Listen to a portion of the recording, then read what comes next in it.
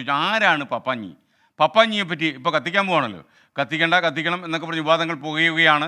ഈ വിവാദങ്ങൾ നടക്കുന്ന സമയത്ത് നമുക്കൊന്ന് പരിശോധിക്കാം, എന്താണ് പപ്പാഞ്ഞി കത്തിക്കൽ, എന്താണ് അതിൻ്റെ സങ്കല്പം? ഇത് കണ്ടു നോക്കൂ.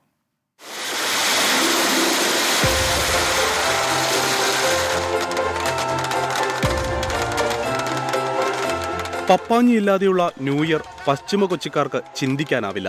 പക്ഷേ പപ്പാഞ്ഞി എന്താണെന്നോ ആ സങ്കല്പത്തിന് പിന്നിലെ കഥ എന്താണെന്നോ പലർക്കും അറിയില്ല. പപ്പാഞ്ഞി എന്ന പോർച്ചുഗീസ് വാക്കിന് മുത്തച്ഛൻ, വൃദ്ധൻ എന്നൊക്കെയാണ് അർത്ഥം. കടന്നുപോകുന്ന വർഷത്തിന്റെ പ്രതീകമായി വയോധികന്റെ രൂപത്തിലാണ് പപ്പാഞ്ഞിയെ ഒരുക്കുന്നത്.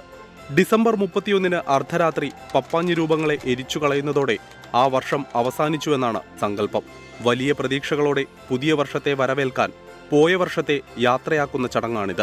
1980കളുടെ തുടക്കത്തിൽ കൊച്ചിൻ കാർണിവൽ ആരംഭിച്ചപ്പോൾ പപ്പാഞ്ഞി കത്തിക്കൽ കാർണിവലിന്റെയും ഭാഗമായി മാറി. പാൻസും കോട്ടും തൊപ്പിയും ധരിച്ച് ചുരുട്ടുവലിച്ചു നിൽക്കുന്ന സായിപ്പിന്റെ രൂപമായിരുന്നു പണ്ടൊക്കെ ആണ്ടു പപ്പാഞ്ഞിക്ക്.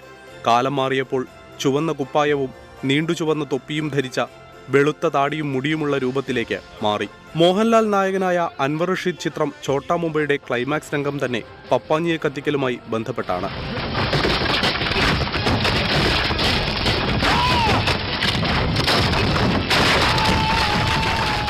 വൻ ജനസഞ്ചയത്തിനു മുമ്പിൽ പപ്പാഞ്ഞിയെ കത്തിക്കുന്നത് അപകടം വരുത്തിവെക്കുമെന്ന് അഭിപ്രായപ്പെടുന്നവർ ഏറെയാണ്.